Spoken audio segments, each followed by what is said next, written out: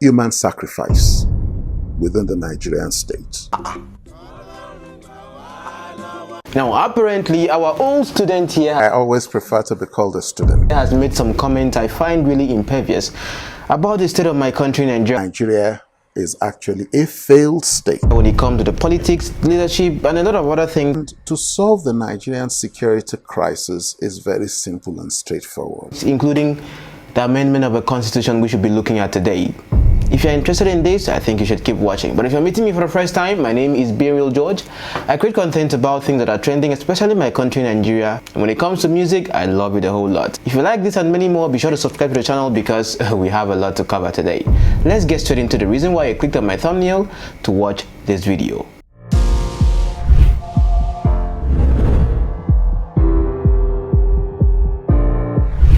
Now, before we take a close look at the big kahuna, Nnamdi Kanu, let's be reminded that we are nothing without our creator, Chukwu Abiyama. So let's pray for peace in the country because a lot of things are going on in Nigeria at the moment. Like when I look at Nigeria from a distance where I am, I'm like, man, are my family even safe? There is nothing like farmers, herders, conflict or clash in Nigeria. But I think whatever is happening in the country right now affects you and affects me also. Yes, you might be at peace, your children might be abroad, you might be watching me from the US right now and you feel like, okay, it's everything is okay. But if something happened to someone in your family close to you, I think to some extent you feel that certain way of discomfort.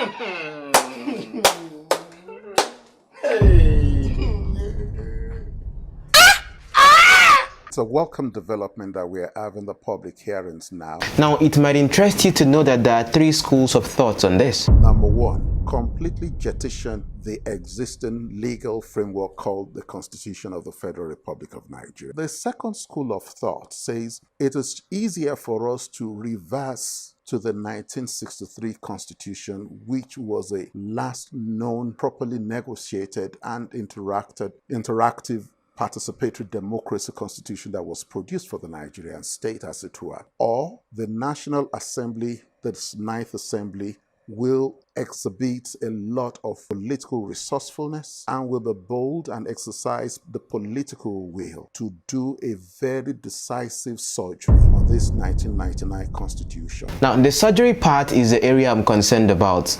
Let's say maybe that's my school of thought. But you can tell me what your own school of thought is in the comment section because some of you, of course, we can always have different opinions. Now, I have said it many times on this show that the country Nigeria needs fixing, but not with the sort of political class we have now that are very tribalistic about any and everything that goes on in the country. It is very unfortunate that such things, people will not want to discuss it.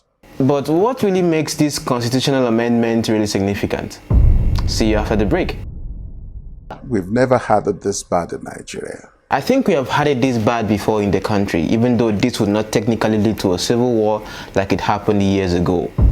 I mean the Biafran War. But right now, I should not be telling you how bad it is in Nigeria. We all know. The real sense of scientific discourse, Nigeria is actually a failed state, but all of us will want to say we are only failing, mindful of the fact that there is a little ray of hope at the end of the tunnel. Personally, I do not think Nigeria as a country is a failed state. I think the people, everyone, including you watching me right now, has failed to live up to their expectations as Nigerians because Nigerians are the ones that make up Nigeria. So whether you are in leadership, whether you are in the masses, whether you are someone watching me from the diaspora, I think to a great extent, we all have contributed to the reason why Nigeria can be termed as a failed state. If it's sex you are dying for, I am ready to give you.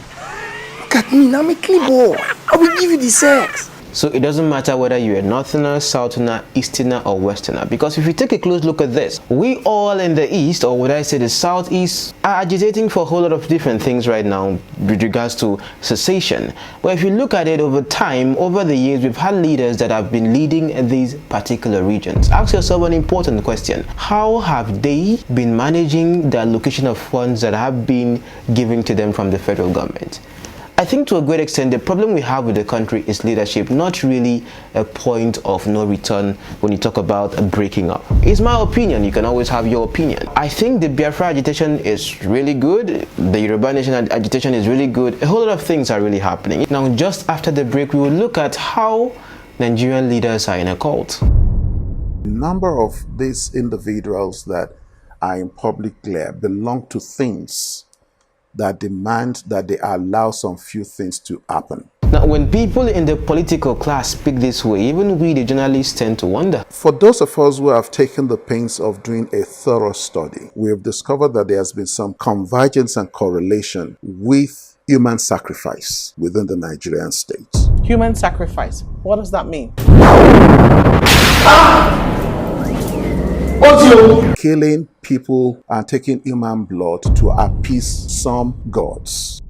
Now you tell me, do you see any sense in what he has said? So is Nigeria as a country in the state it is right now because of the leadership and what they seem to be obviously into, according to him? We have what is called the coroner's law. When the killings are perpetrated by criminal actors, what usually happens, you end up having a situation where you have mass funeral, mass burial done on those, and no coroner's inquest was done on those bodies to determine if actually this and this happened to those bodies. Let's ask ourselves a very important question. Now, we have been seeing stories on social media of people that have been kidnapped by quote and unquote one chancers, which is now a popular trade of people kidnapping fellow human beings and chopping up their body parts for sale.